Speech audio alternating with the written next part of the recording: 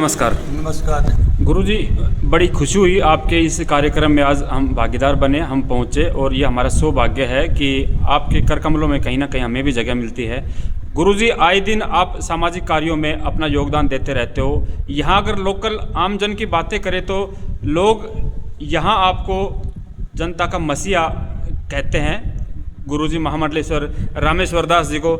Sir, इतनी उपलब्धियाँ, इतने समाज हित में कार्य, कहाँ से आपको ये प्रेरणा मिलती है और क्या आपका ध्येय है जनता के प्रति? जैसा कि हम देखते हैं कहीं कन्या महाविद्यालय तो कहीं बीमारियों के लिए बड़ी बड़ी अस्पतालें बनाई जाती हैं आपके द्वारा। हर कार्य क्षेत्र जो भी सामाजिक काम होते हैं उनमें आप आगे रहते हैं। और जैसे श्रद्धालुओं की भक्ति और श्याम भक्तों की भक्ति को देखकर आपने ये श्याम कुंड का जो यहाँ पे अभी जो उद्घाटन करने जा रहे हैं, इसको लेकर भी क्या कहेंगे और किस तरह आपकी योगदान समाज में रहते हैं? सर, सबसे पहले तो चैनल के दर्शकों को मेरा बार बार नमस्कार। और मैं तो ये कहूँगा कि ये तो मेरे ऊपर भगवान की दया दृष्टि है, कृपा है उनकी। अब जो मेरा जो दिमाग है वो सिर्फ समाज सेवा के लिए चलता है, नहीं बाकी यदि उनकी ऐसी कोई हमारे बुज़ुर्गों की, हमारे बाबाओं की जो समाधियाँ हैं, उनका यदि आशीर्वाद नहीं हो तो ये दिमाग है डाइवर्ट हो जाए और वो एक अच्छे कामों के बजाय दूसरे कामों के अंदर, जिसकी मैं चर्चा नहीं करना चाहता जी, दूसरे कामों के अंदर लग जाए, तो ये तो मैं तो ये समझूंगा कि ये तो हमारे बुज़ुर्गों की देन है और बुज़ुर्गों का आशीर्वाद प्राप्त है।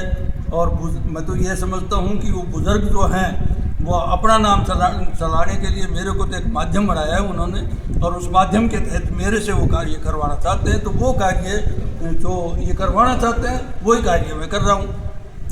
रही बात समाज की, तो समाज से तो जुड़कर चलना और समाज से डरकर चलना ये हर व्यक्ति का नैतिक फर्ज होता है।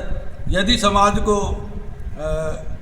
जुड़कर कोई नहीं चलेगा तो निश्चित रूप से मतलब कि उसका दिमाग जो होगा वो डाइवर्ट होगा या अच्छे कार्यों के अंदर नहीं लगेगा, अच्छे बुरे की पहचान नहीं होगी। तो इस वजह से समाज से जुड़कर तो मैं तो यही समझूंगा कि जो हमारे जो बुजुर्ग हैं, जिनकी हमारी समाधियाँ हैं, जो आज पूजे जाते हैं, जिनके नाम से मंदिर चलता है, उन्हीं का जो आशीर्वाद है वो मेरे ऊपर यही है। और उन्हीं की जो इच्छा शक्ति है वो मेरे माध्यम से जो कार्य करवाना चाहते हैं, उन्हीं के प्रेरणा की वजह से मैं ऐसे कार्य कर रहा हूँ। 5 तारीख को माननीय केंद्रीय मंत्री भूपेंद्र सिंह जी यादव और मोहित जी और डॉक्टर जसवंत जी जो हमारे विधायक हैं, वो विधायक साहब उसे की अध्यक्षता करेंगे। माननीय भूपेंद्र जी वो मुख्य अतिथि के रूप में उसे जो हमने श्याम कुंड का जो निर्माण किया है उसका रिबन काटकर विधिवत तरीके से वो उद्घाटन करेंगे। उद्घाटन के पश्चात वहाँ पर एक भजन संध्या भी चलेगी, जो लखवीर सिंह लखा के द्वारा भजन संध्या का प्रोग्राम होगा। वो प्रसाद वितरण का भी प्रोग्राम साथ साथ हमने लगाया हो जाए, तो मैं ये समझता हूँ कि 25 से 30 हज़ार के लगभग शायद भक्त और श्रद्धालु वहाँ पर पहुँचेंगे। तो उनके खाने पीने की व्यवस्था जो वहाँ पर सुचारू रूप से, उसके लिए हम प्रतिबद्ध तरीके से और एकजुट होकर पूरा गांव एकजुट होकर उस व्यवस्था को करने के लिए तैयार भी कर रहे हैं। जी गुरुजी, जैसे कि पिछली वीडियो में हमने देखा, सारी जानकारी आपने दी 5 तारीख के जो कार्यक्रम है उसकी, लेकिन कुछ सवाल रह गए थे, शायद कुछ क्लियर नहीं हो पाया, वो हम जानना चाहेंगे गुरुजी। एक तो 5 तारीख का जैसे आपने कार्यक्रम बताया था कि इस तरह से उद्घाटन का कार्यक्रम है कुंड का, लेकिन उसके साथ साथ जो गाने बजाने का कार्यक्रम भी चलेगा, वो क्या 5 तारीख को ही चलेगा या 4 को शाम को रहेगा? नहीं, वो 5 को ही चलेगा जी, 5 को ही चलेगा। 4 तारीख को हमारे कार्यक्रम होंगे, जो मूर्ति स्थापना होगी, मूर्तियों की प्राण प्रतिष्ठा होगी, मूर्तियों की यात्रा निकलेगी गांव के अंदर से, नगरी में से। तो वो जो कार्यक्रम होगा, साथ साथ कलश लेकर लेडीज जो चलेंगी, और उसी के साथ साथ जो कार्यक्रम होगा उसके बाद प्राण प्रतिष्ठा होगी। प्राण प्रतिष्ठा के बाद में 4 तारीख का ये प्रोग्राम है। कलश 4 तारीख को निकलेगा सुबह जी। करीब कितने बजे?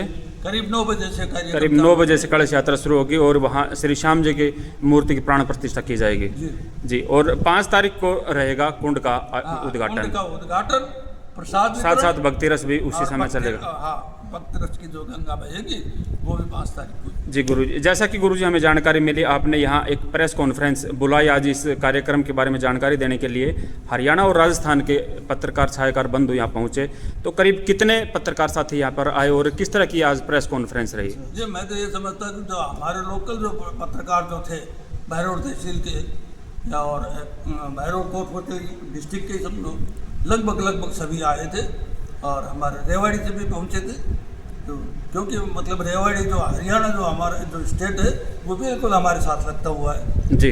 और हम ये कहें कि मतलब इसमें कोई अतिशयोक्ति नहीं होगी कि हम राजस्थान में कम बल्कि हरियाणा में ज़्यादा है, क्योंकि हमारा सारा काम ही हरियाणा में होता है। जी। हरियाणा में ही हम रहते हैं, तीनों तरफ हमारे हरियाणा है, एक तरफ से हम राजस्थान के साथ जुड़े हुए हैं। जी। इस वजह से हरियाणा के जो पत्रकार बंधु है, जो मीडिया स्तंभ है, वो समय समय पर आते रहते हैं और समय समय पर हमारी आवाज़ को बुलंद तरीके से उठाते रहते हैं। तो आज की ये प्रेस कॉन्फ्रेंस आपकी सफल रही और कार्यक्रम के बारे में जो जानकारी आपने देना चाहते थे, काफ़ी पत्रकार साथी यहाँ पहुँचे और शायद देश के कोने कोने में ये खबरें आज जाएंगी शाम तक। तो गुरुजी, कितने कुछ श्रद्धालुओं का आने का अंदेशा है 5 तारीख के कार्यक्रम में? देखो शायद 25 से 30 हज़ार के लगभग समथिंग भक्त लोग जो हैं वो आने की पूरी संभावना है। और हो सकता है कि ज़्यादा भी हो जाए, लेकिन 25-30 हज़ार व्यक्ति जो बहुत मतलब कि बहुत ज़्यादा होते हैं, कम नहीं होते जी। स्ट्रेंथ उनकी। गुरुजी, एक सवाल और भी बनता है यहाँ पे, 25-30 हज़ार श्रद्धालु जब यहाँ आएंगे तो उनकी व्यवस्था के लिए किस तरह की आपकी तैयारी है? सर वो तो 25-30 हज़ार ही आएंगे। हमारे मेले के ऊपर खाटू श्याम जी के मेले के ऊपर तो लाखों से ऊपर आते हैं, 5-4 लाख व्यक्ति पहुँचते हैं यहाँ पर। जब व्यवस्थाएं मतलब गांव संभालता है तो गांव को तो बहुत बड़ा तजर्बा है, इस बात का अनुभव है वहाँ का।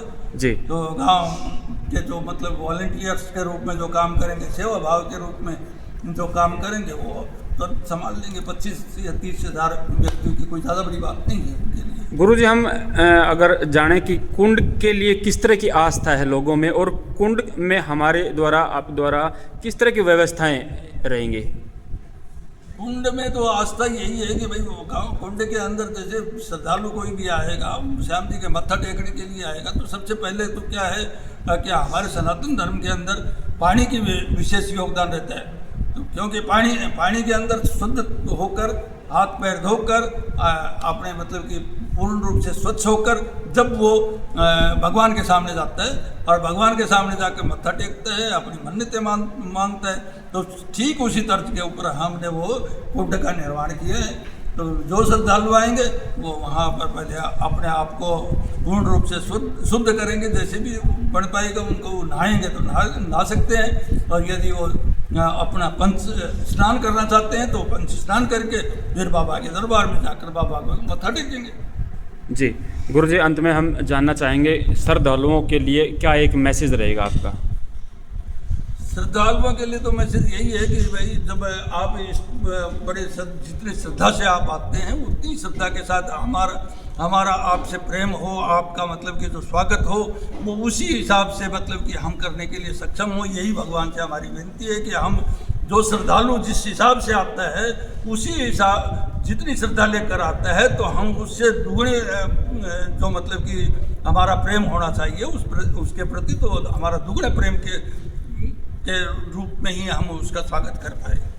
जी जी गुरु, जय श्री राम, जय सीताराम, जय श्री श्याम। तो हम मिलते हैं श्री श्याम जो मंडल है उनके प्रधान श्री ताराचंद जी से, जो जिनका काफ़ी योगदान रहता है, चाहे मेले का आयोजन हो या किसी भी तरह का कार्यक्रम हो।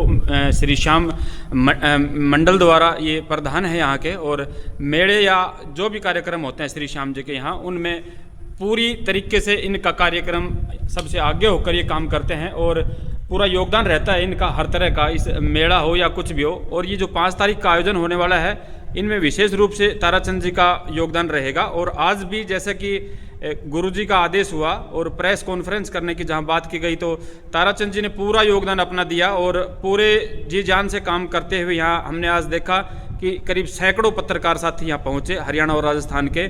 जिस इस आयोजन को लेकर ये खबर शायद देश के कोने कोने तक पहुंचाने में जो योगदान रहेगा उनमें सबसे ज़्यादा अहम भूमिका ताराचंद प्रधान जी की रही है।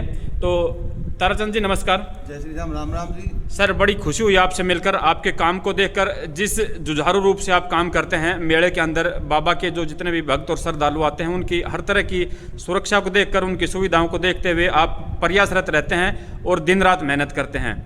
आज इसी तरह जैसे कि एक श्याम कुंड का जो आयोजन होना है, जिस तरह का उद्घाटन होना है और उसकी तैयारियों में आपका जो योगदान जो देखने को मिला वो प्रशंसा लायक था।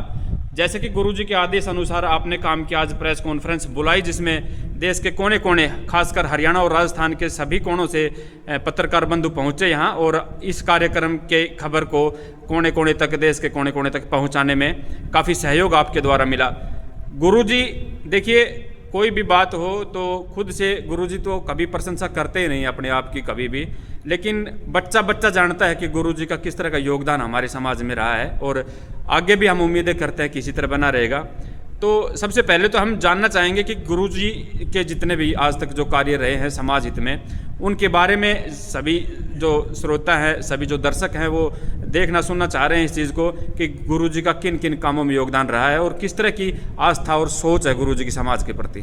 सबसे पहले तो आपके चैनल के देखने वालों को मेरा नमस्कार जी। देखिए, ऐसे महान पुरुष महंत महामंडलेश्वर रामेश्वर दास जी महाराज को मैं नमन करते हुए कि जिन्होंने इतना बड़ा एक बीड़ा उठा रखा है, जिन्होंने समाज के धर्म के काम में जो लगे हुए हैं, हमारे गांव में महिला महाविद्यालय बना दिया, खेल का स्टेडियम बहुत बड़ा बना दिया। अभी श्याम कुंड जो है वो महाराज जी की देन है, जिन्होंने बहुत बड़ा शानदार एक श्याम कुंड बनाया है। निश्चित रूप से श्याम बाबा की मेला कमेटी का अध्यक्ष के रूप में मुझे 25 साल से सेवा करने का जो मौका गांव बस्ती के लोगों ने दिया, समाज ने जो दिया, उस भूमिका को निभाते हुए मैंने अभी एक विचार बनाया कि इतने बड़े महंत जिन्होंने समाज हित में इतने काम किए हैं, तो इनकी इन काम को जब तक हम लोगों के बीच में नहीं पहुंचाएंगे तो इनमें एक नई ऊर्जा कैसे पैदा होगी। तो वास्तव में मैंने आज कॉन्फ्रेंस रखी पत्रकार बंधुओं की, जिसमें अपने हरियाणा राजस्थान से करीब 100 के आसपास पत्रकार बंधु पहुंचे। सब लोगों से प्रेस कॉन्फ्रेंस से हमने ये सूचना दी कि श्याम कुंड का जो उद्घाटन होना है 5 जुलाई 2026 वार रविवार को ठीक 11 बजे के आसपास माननीय भूपेंद्र यादव, केंद्रीय मंत्री भारत सरकार, जिनके द्वारा कमलों द्वारा किया जाएगा, जिस कार्यक्रम की अध्यक्षता माननीय मोहित डॉक्टर जसवंत यादव जी करेंगे।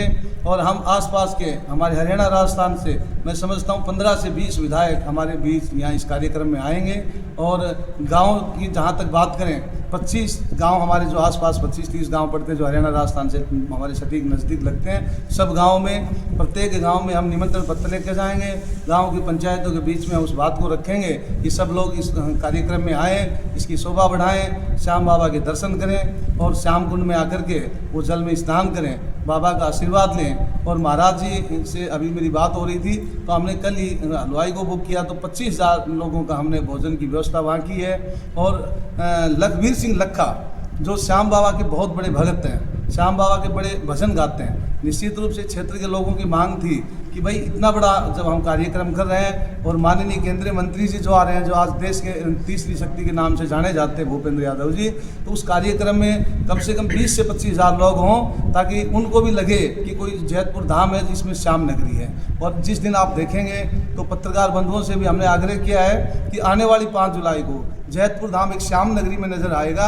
और वास्तव में इस कार्यक्रम को सफल बनाने के लिए आज के दिन जो चौथे स्तंभ का काम कर रही है वो पत्रकार बंधु हैं। इसलिए आप लोगों से हमने निवेदन किया कि हमें इसमें मार्गदर्शन भी, यदि आप लोग कोई सलाह देना चाहें तो दे सकते हैं। कोई काम में कमी नहीं रहे, शांति से काम निपटे। और जहाँ तक भीड़ की बात कर रहे थे आप थोड़ी देर पहले, मैं आपको बता दूं पत्रकार बंधुओं को कि मेले में लाखों श्रद्धालु पहुँचते हैं और गांव बस्ती द्वारा हम उस कार्यक्रम को भी सफल बनाते हैं। श्याम बाबा की आशा और कृपा रहती है कि वो काम हमारे बगैर विधन के जो है संपूर्ण होते हैं। तो निश्चित रूप से भी इस कार्यक्रम को बहुत अच्छे से सफल बनाएंगे। जी देखिए, महाराज जी को कलयुग का अवतार कहा जाने लगा है। महाराज जी समाज के लिए समर्पित हैं और विशेष तौर पर शिक्षा, खेल को लेकर और चिकित्सा को लेकर गुरुजी हमेशा आगे रहते हैं। तो क्या कहेंगे महाराज की नीतियों के बारे में, इनके विचारों के बारे में? महाराज जी वास्तव में बड़े धार्मिक प्रवृत्ति के हैं, धर्म से जुड़े हुए हैं, इसलिए इनके प्रति पूरे समाज का भी इनको हम नेक्स्ट भगवान के रूप में ही मानते हैं। ये हम तो समझते हैं कि हमारे लिए भगवान के रूप में है। इनके आशीर्वाद का हाथ हमेशा यूँ